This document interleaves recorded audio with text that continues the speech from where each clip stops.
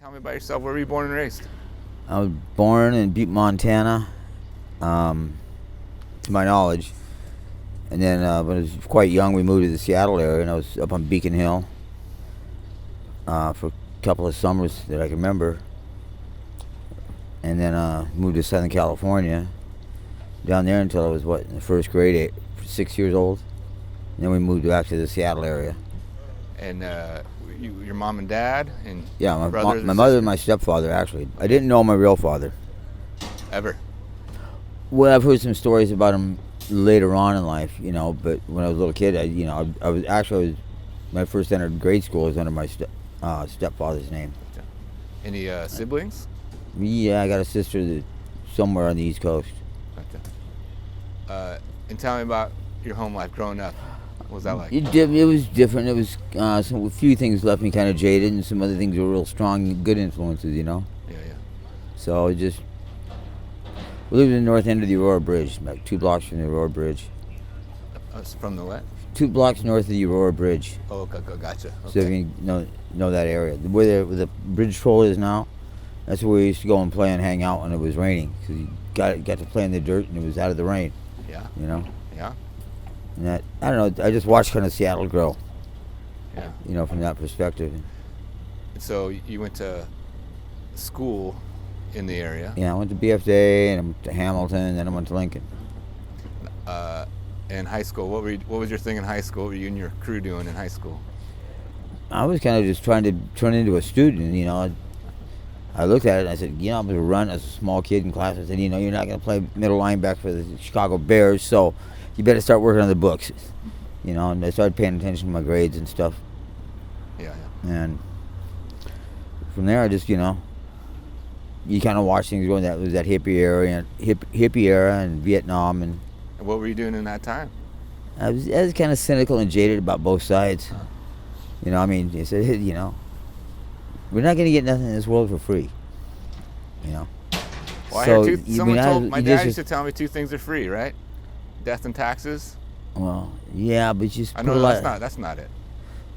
Yeah, well, Not free, right? no, even those aren't free. What am I saying? I got it all mixed up. Yeah, I don't know. It's just, cost us our life. It ain't free, So, I don't know. I just watched certain things about Seattle.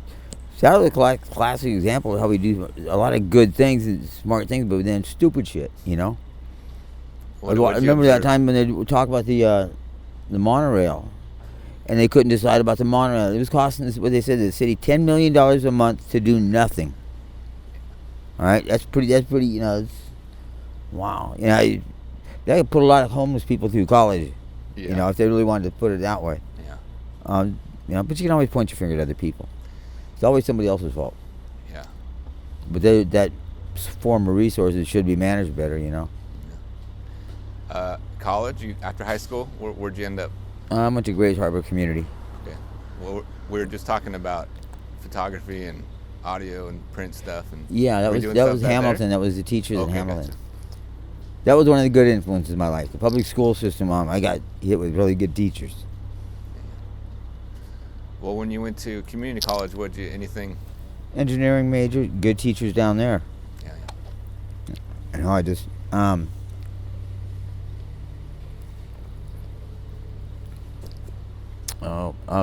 tried to get into wrestling, and it was a good sport. It built me up pretty good, Yeah. So I didn't get into football because I was a runt. So all I was gonna do was get beat up out there, and hurt. So that was something I could get a handle on and get going. Did you go far with wrestling, or just Huh? hobby, or? No, just amateur. Gotcha. Not like professional wrestling. Yeah. It's an amateur sport. It's different. So through college, you finished college? Oh, I had about 75 credits towards an engineering major, but I wasn't really.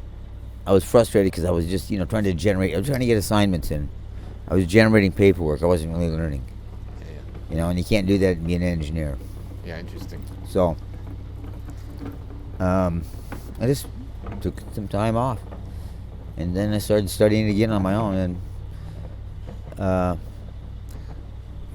You know, it's Well, kind of. by this time, were you living on your own? Did you have Oh yeah, someone you're living on my with? own. Actually, I went homeless at one time, almost voluntarily, because I got tired of paying rent. You know, I just said, hey, you know what? The rents were quite a bit lower then. I was renting a small room in a rooming house, but you know, I said, you know what? I can buy a brand new belt sander for $350, so I can pay rent. I'm buying a belt sander. That's going to get me work. All I'm doing is paying somebody else's mortgage right now. So you know, I didn't get much money saved at that time. Oh, I did for a while. Then I got a broken shoulder. Well, how old were you when you first made that decision? Oh, see, that would be early '90s and late '80s. Around then, so it'd be what, probably my 30s. So you decided in your 30s, I'm gonna try and. Okay, well, 55 to 2000 would be, or 55 to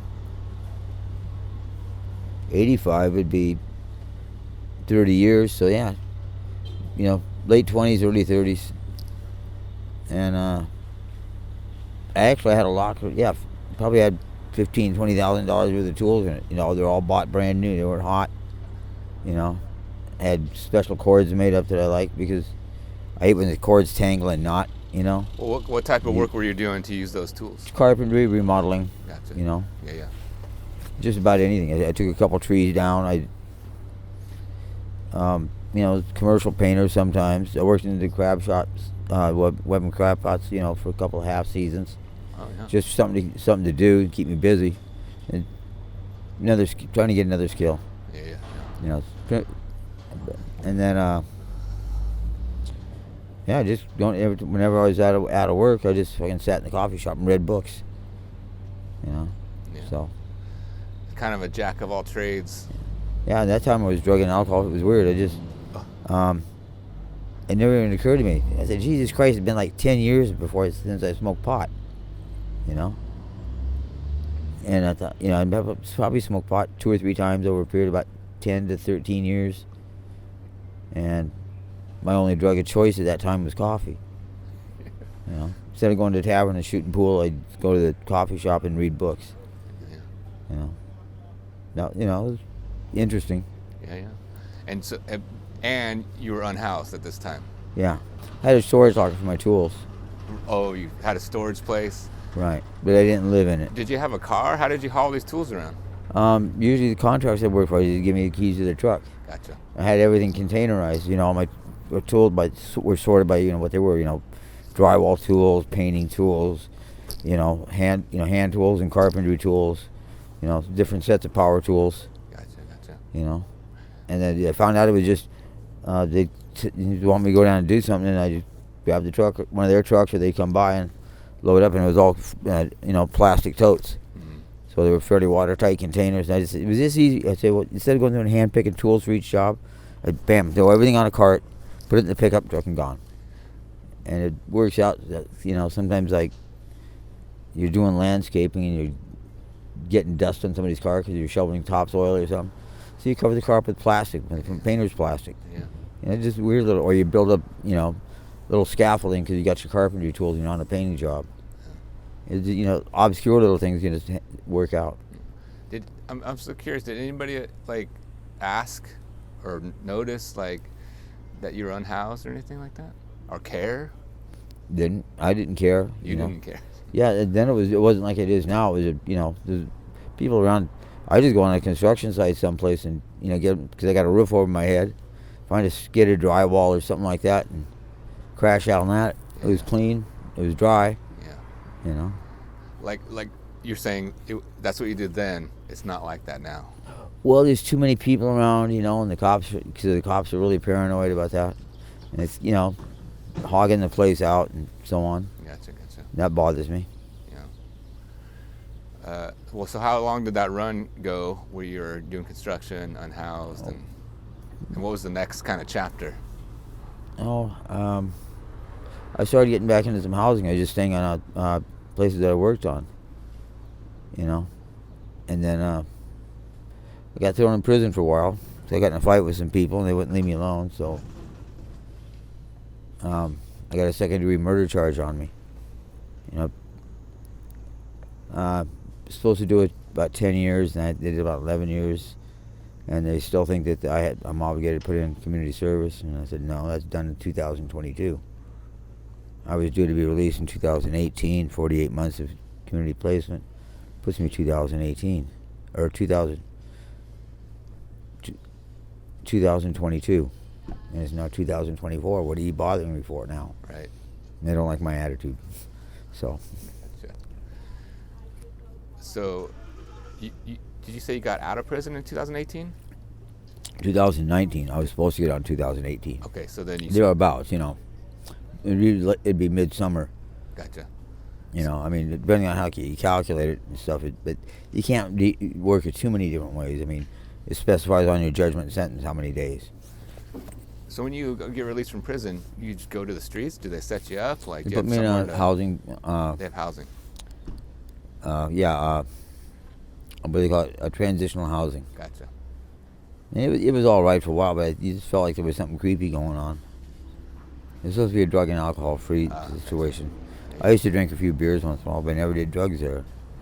I think everybody else in the house was fucking hopped up on something. You know, I mean, they didn't like it. I'd come home and I'd have a couple of beers and then walk through the parks down there just to relax after work. And then a lot of times they'd crash out in front of the couch, fall asleep on the couch. You know. And then I started working at Charlie's Produce and doing pretty good during the coronavirus. All right. We were doing those food boxes. Mm-hmm. And I made some pretty good money. I didn't trust the banking situation, so 3 months I saved up about $10,000, and I'm walking around with that hidden in my body. You just had cash on you. Yeah, that's not good, you know. Yeah, that'll put you on edge, I'm sure. Yeah, so, but anyway, I would have gotten used to that, you know. Yeah. You have to stay away from crowds and keep the things obscured. You don't want money to show, you know. Yeah, I'm sure. Especially now, you know, there's a lot of things. Well, I mean... and right now, I'm having problems with my Social Security because they're blocking it. But even before that, I was having problems with money coming up missing and getting, you know, the bums rushing in a circle. You know, go here, go there. We don't do this. They don't do that. You have to put these papers in. You know, and then they start denying it, or the computer crashes. Oh, the system crashed and went offline for a little bit. You know, so we can get our lives straight then. That's what they're really doing. I think they call it the runaround. Yeah. And that's been causing a lot. With that regular income, it takes me to the next step, you know. Then I can get some kind of housing that's satisfactory to me. Yeah. You know, and I can actually start, you know, whether I pursue an education on my own or actually go back to school formally. It depends on, you know, the situation. Yeah. I mean, I can entertain myself for a few more years with any math. I can get a college calculus book, and instead of doing crossword puzzles, I'll work on that. You know, that takes a $30 calculator, not a $3,000 computer or a $300 laptop. So, and I've had probably 20, 30 phones stolen from me. Yeah, you know, that makes it hard to function because the idea behind the lifeline is that you have that phone. I bet. Because in order to function, and here it's either malfunctioning. Last Motorola I bought, and they're usually good for the low end phones. They're probably the ones I like the best. Features and everything on them are good. You know, and they're pretty good phones. But the last one, it never did work right. Fred Meyer refused to take an exchange on it. Yeah. Well, we were just talking earlier how you were going to go to the Ballard Food Bank and get a phone. Yeah. And I'm going to reapply for a new one because the one I got was my fault. I got it wet. Oh, okay. And I thought it was drying out, you know, because it started working again, and then it fried again. So it may have damaged the electronics this time. I don't know. Yeah. But that and then the SIM card is tied into that phone, in that phone service. Gotcha. So if it's that company, I can see if I can get a new one. Gotcha. You know, sometimes they'll give you replace it. Sometimes you got to pay for the replacement. Now you say you've had about 20 or 30 phones stolen. How does that happen? Because people don't know. Well, like one time, it's you know, my fault, but you got this thing is limit. I was down in the Tukwila area and I fell asleep. Had a little Bluetooth and a couple of the rechargeable power banks, they call them. Right? Oh, so it was like plugged in somewhere. Yeah, so it's charging them plugged in, and I had the little Bluetooth speaker going, playing some songs, music, and fell asleep. And that was about maybe 5:45 in the morning. And I woke up about 7:30, 8 o'clock, and they were gone. Yeah. I mean, they were like right here. And then, because the thing will shut off after a while. You know, if you got a couple, 3 songs, then it'll turn off by itself unless you mess with it. And so I was just charging up the rest of the batteries, listening to music. I woke up and they're gone. I mean, that's one time. It happened here too. It did the same damn thing. I should probably my own fault for not wising up. But Well, you know, it's still what they get that no business doing that. I mean, you just. I mean, women Fellas. talk about rape and they're pissing and moaning about rape, but what's that? Well. I mean, it's almost the same thing. Wow. It's violating your, you know, you're when you're in a vulnerable spot. Yeah. Well, that's what I feel like about it. You know, I can see I can see what you're saying. it's not the same thing, no. Yeah. But I hear what you're saying. But there's a certain violation there, you know. Yeah. Anytime someone steals something from Well, you. it's also a violation of my space. I'm asleep, Yeah. and yeah. some stranger comes up that close to me. Yeah. Yeah. No, it ain't gonna happen. Yeah. That's scary. You know, but it's already happened. You know. Yeah. Several times too. Yeah. So Yeah. I mean, that's one of the things I don't like about it, and I never worried about that before. Yeah. But that's, you know. Well, have you had opportunity or been in a shelter, been in a tiny home kind of thing? I was put on a list one place, and I just got tired of wasting it. I know another guy's living in a low income, and it's not too bad. Yeah. You know, but if it was the right situation, I'd look into it. But Yeah. like I said, it was kind of a bad situation when I got lost. It was an illegal eviction anyway. Oh, But, yeah, talk about that. Tell me. Nah, I'm not going to talk about it because if I take legal action, No problem. Yep, understandable. so yeah, you know. I will say it was a state-funded organization, and I think they're a bunch of crooks. You know, and I could go into detail, but if I'm not going to give you the whole story, I'm not going to talk. Let you only hear the negative stuff that I want to say. Yeah. So But the point is, you keep it got shit. evicted yeah, and ended up on the streets. and I got an attitude. I said, well, fuck you people. And I've been out the streets before. I like it out here. Yeah. I mean, I've been sick once in 20 years. I mean, give me a break. You know, I mean, I got flu when I was in Ballard Hospital for a couple of days. I think that was kind of to prevent me from recontaminating somebody else.